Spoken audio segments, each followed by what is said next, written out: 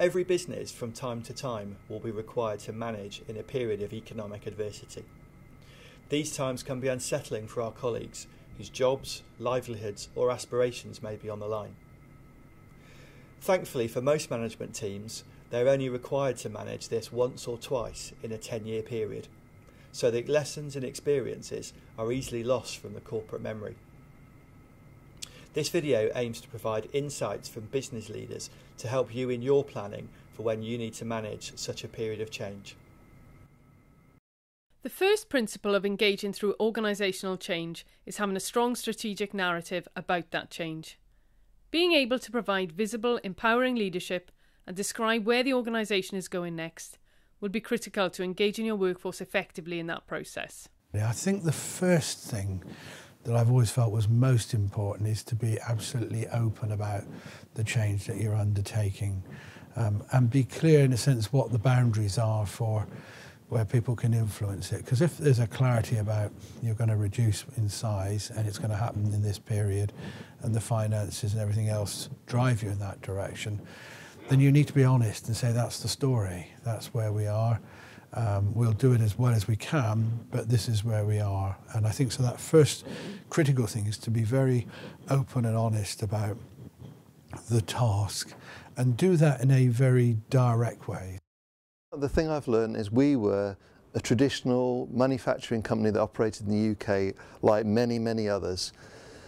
We haven't thrown a huge amount of resource at this. We haven't got directors of engagement. We haven't got directors of OD. We've had a relatively small budget. I think as long as you've got leadership from the top and consistent leadership on it, an HR function can really flourish and help other leaders in the business drive change and create an outcome which everybody's happy to be part of and hopefully get advocacy scores like we've seen here. I think as the company and the management team are beginning to get certain around what the likely outcome is in the case of, in this instance, a redundancy, we were working for a few months trying to sort out exactly where we thought the process would lead us. It would have been very easy not to have communicated any of that because actually we had some uncertainty and what we didn't want to do was start lots of speculation. I think we chose the right point suitably up front such that we could start briefing people on what was going on in the business. Part of a routine process, getting very focused on actually our business is changing and we need you to understand that because that's likely to have some consequences. It's better for us to know bad news 12 months in advance where we can actually input and try and help the company solve the problem. Now we're in this position where we do trust each other more and we do communicate and we do engage and we do have upfront analysis and we get told the bad news as well as the good news. We can react and be able to react positively. Yeah, I think if people consider workload going forward and they can understand the case for change, then they're more liable to accept it, and from that acceptance more liable to want to do something different to actually save their own job. I realised what we had was probably the biggest challenge, certainly the biggest challenge I'd ever faced in my life in the public sector, probably ever, and that this was going to take an awful lot of effort to get through and still have an organisation that was delivering what the people of Birmingham really wanted. You know, they still want quality services regardless of what was happening to our finances. So it was a really huge ask of us at that time. The one thing that I learned from this is that you can never do enough communication, and I think we would have done things like the pulse surveys earlier. We would have done more roadshows, more me getting out and about and meeting more staff to try and make the message more personal than perhaps it was in the early part of the process. Maybe we'd have changed the narrative earlier as well as part of that. So I think it's the one thing I would have learned, I have learned from this is you can never do enough communication. In my experience, people can deal with just about anything that they know about. It's uncertainty that cripples people. If you ever watch organisations who are about to deliver bad news, it's that period before they deliver it that does the damage. Actually, once they've delivered it, and if it's delivered well, most people say, well, okay, I get that. Whatever the personal consequences are, I understand what's going on. We've learned from this section the importance of communication on what is happening and why. Just tell people directly why the change is happening and where it will lead to. People can handle most things when they are explained to openly and honestly. One of the keys to getting commitment is to help people understand what difference their individual contribution makes to the long-term business outcomes. How much of this do you have in place around your change? How confident are you that your strategic narrative is clear and understood?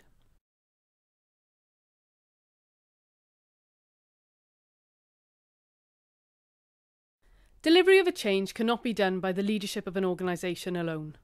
Managers who understand the change, who can focus and involve their people, give them the scope to contribute, and support them with information and advice, play a vital role in the successful delivery of any change. When a line manager has to take a group of people through a process of uncertainty, the easy thing to do is one-way communication. That's, I guess, the minimum. The important thing is actually understanding where your people are in that process. One of the things we encouraged our people to do was get out and about in amongst the teams, understand the level of concern, understand whether there were pockets of frustration or anxiety, and actually be confident enough to go and work with those people, talk to them, explain to them what's going on. These are the important things that a line manager has to do when you're going through this level of uncertainty.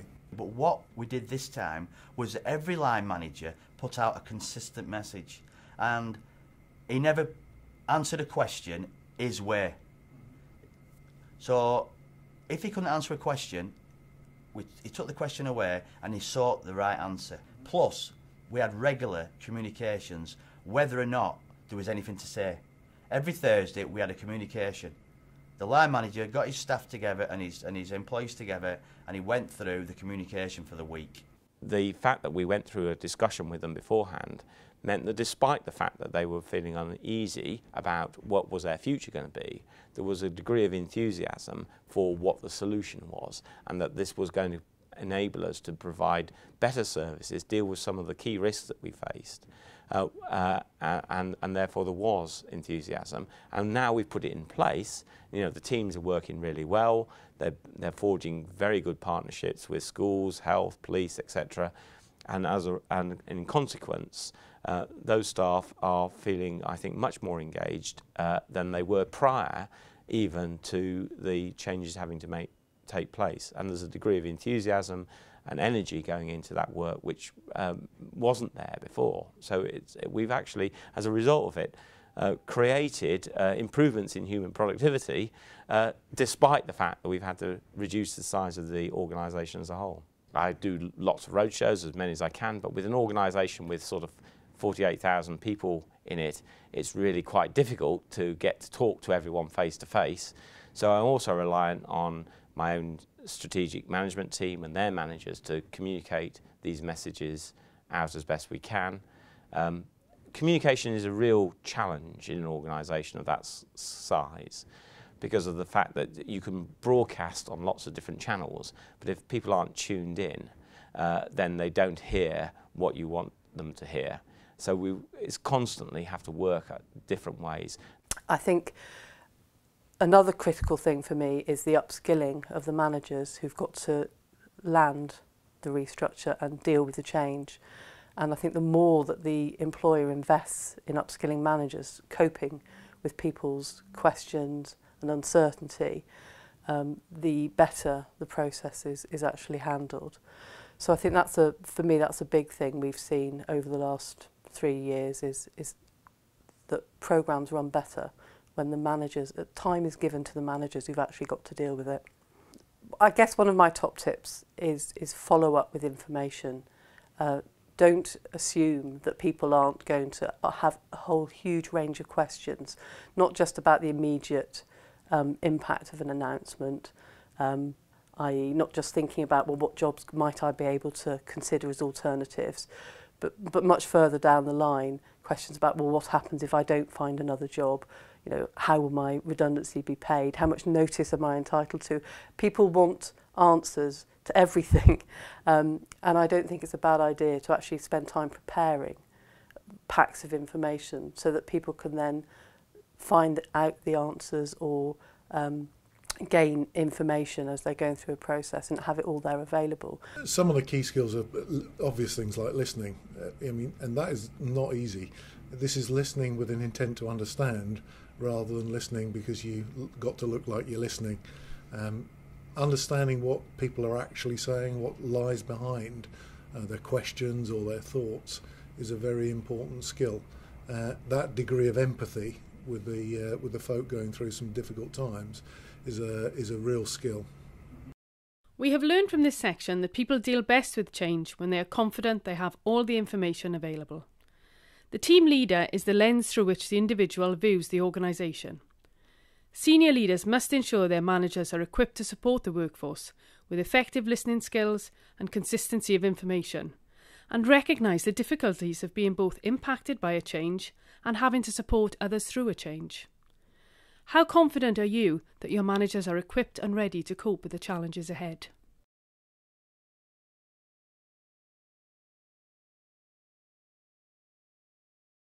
Seeing employees as central to developing solutions in a change situation is vital to maintaining their engagement through the process.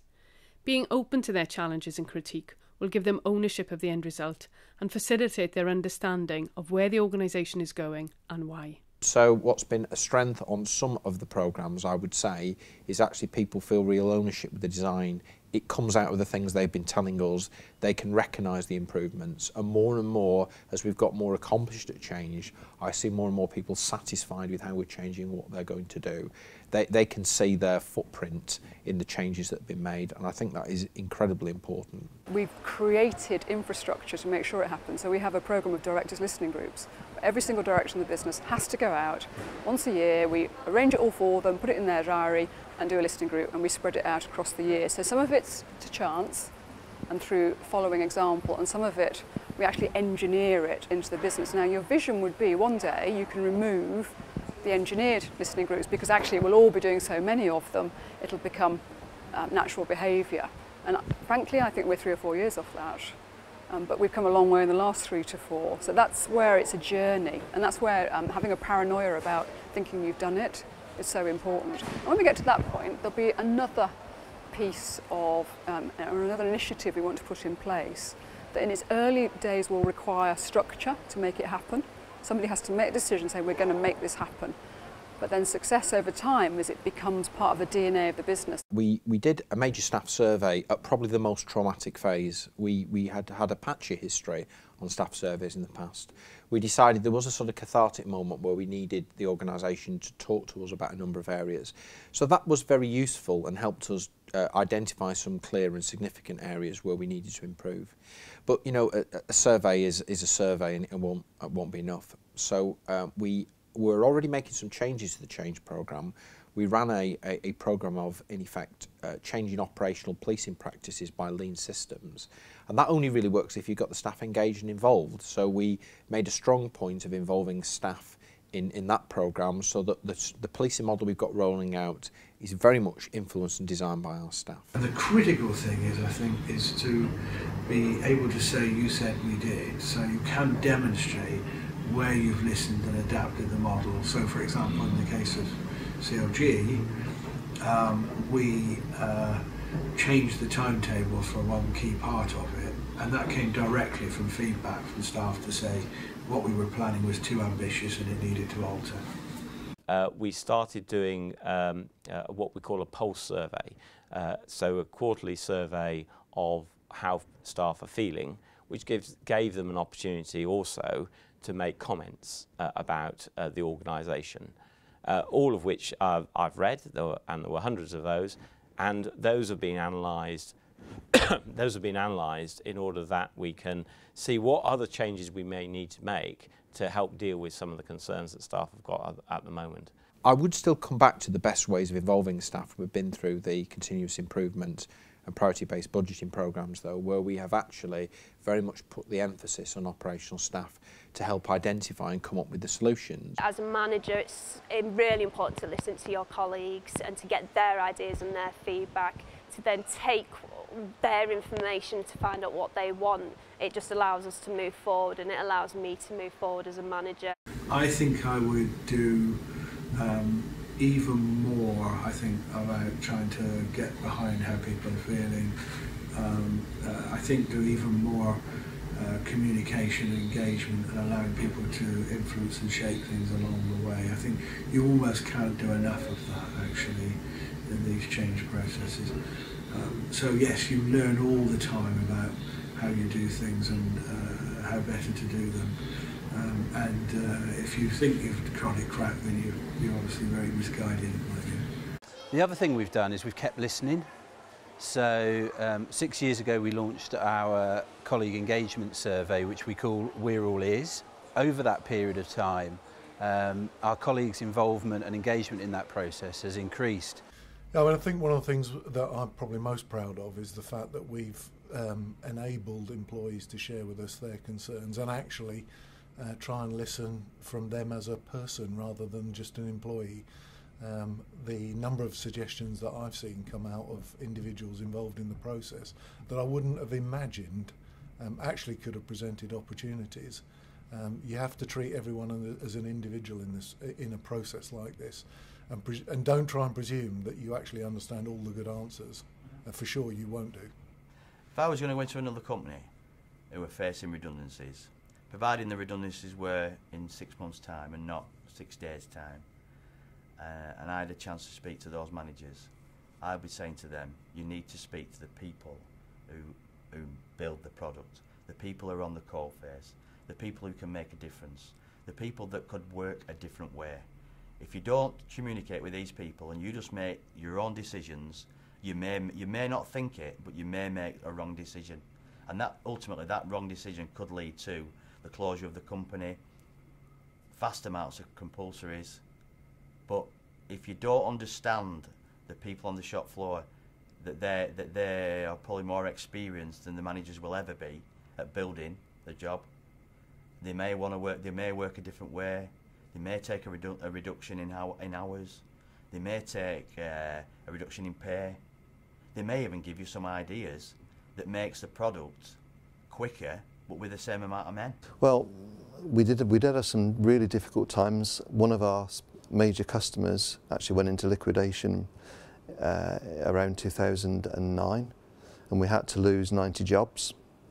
At the same time, we had to close a final salary pension scheme.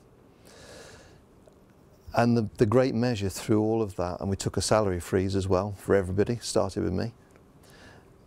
Through that time, when we started the survey, we asked employees about advocacy, and we had a score of 19% of our employees would advocate working for Nampak as a place to work. In 2010, when we were honoured to win the CIPD People Management Engagement Award and overall Company Award of the Year, we had an 80% advocacy score. So even though we've gone through some really tough, challenging times, through listening to people, involving people, and using the words engagement, we've been able to deliver those results, which has been absolutely fantastic for us and our customers. This section has shown us that both a process-based approach as well as informal communications are crucial to giving employees a sense of voice. Trade unions and employee representatives have an important role to play, and strong collaborative relationships built on trust can be established this way. Listening to and acting on employee feedback is key to achieving full engagement in the change process. Do you have in place the right employee voice mechanisms in your organisation? Are your employees talking about the change? And are you listening?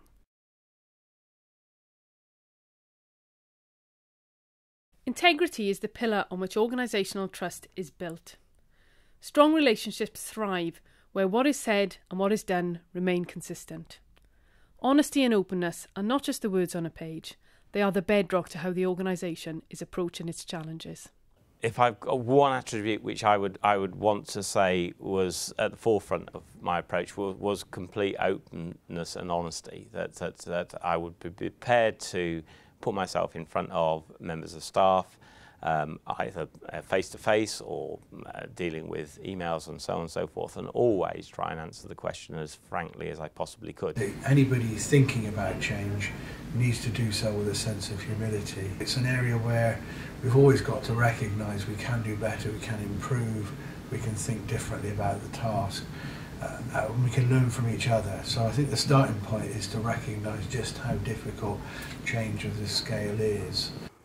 And the other thing I think that is really important, and they've got better at, is being honest all the way through. You've got to tell people what's happening and what you think is going to happen, and then also admitting when things have changed in the process, that you've got to rethink, or the numbers have changed, or locations, something's happened that wasn't originally seen at outset. You've got to be honest with people that there is change, and also keep the unions informed. That's really important. If it's the first time an organisation has had to go out and make these kind of announcements, it's amazing how quickly any sort of semblance of trust in the organisation goes. To manage these change processes in a way that has least impact on staff, you've got to deal with them professionally. Everyone's got to feel that they've got a fair chance, that they've had their opportunity to get us the outcome that they're personally looking for, and that requires an investment in the sort of the HR infrastructure to make sure that that's dealt with in a professional way. So we built into, even though we're making all these savings, we built into the budget the resources necessary to do those changes. I think the second thing that matters hugely to people is that the process is done in a fair way. They may not like the outcome, as it affects them personally, but they need to feel that the process is done fairly, that where you are reducing in size, where you're changing the way you work, then there's a chance for everyone to put forward their best case and be considered fairly. There's a huge amount of store put on this question of fairness, and people will very quickly pick up if they think it isn't fair. I think it's about being honest and being personal, leading it personally. Never communicate anything indirectly that you can and should be doing directly. So we shouldn't try and be somebody we're not. So embrace the people you are, but share the values. So organisations that have values on the wall that aren't shared, I think will find it incredibly difficult to do engagement, to do it well and to do it in a sustained way. I think lots of organisations can do it well for a short period of time. It's whether or not you can sustain it and let it grow. You do have to keep re-energising the process. You can't just keep doing the same things. So you've got to get some things embedded and then create a fresh energy, sticking to the core principle. Just be willing to accept feedback which probably isn't natural. It's quite difficult. I found quite difficult to take at times, but just had to bite my lip rather than traditionally would go back and say, but didn't do that, just stay silent, listen, took it on board and took it away and dealt with it and probably said, yeah, actually they've probably got a point. I also think then it's about role modelling from the senior leadership. So you can't create a culture then not live it. So if I didn't like doing listening groups, didn't like talking to my people, didn't make that an important part of my job, then I've got no right to say that's part of how I expect my people to work. No right at all. You de-link what you say with what you do, you've lost everything in this process. In our activity, there were 30 plus bodies represented either individually or collectively, and everybody was looking for that moment when what you said and what you did didn't match. Fortunately, the leadership team through that process actually maintained what we say and what we do are going to remain aligned. And people, as they went through that journey, began to understand that that level of trust was in that group, and it just changed the whole dynamic over time. I would advocate to anyone, make sure you get involved. It is a difficult process, but not being involved is abdicating your responsibilities. This section has shown us that the heart of managing this very personal situation is trust. Trust is measured in an organisation by what it does, not what it says. Never is the rumour mill more powerful than in periods of adversity. The employee needs to be confident that they are being told the full story. What group in your organisation is going to be the conscience through that change? What mechanisms have you in place to build and maintain trust? In a time of economic adversity, the principles of engagement remain the same. Helping your teams understand the future of your business, ensuring your leaders engage through the process, listening to your employees' voice, and ensuring your actions align with your stated values. However, the stakes can be much higher. We've heard how the actions of businesses are remembered some 20 years in the future. We hope this video helps you in planning the change in your business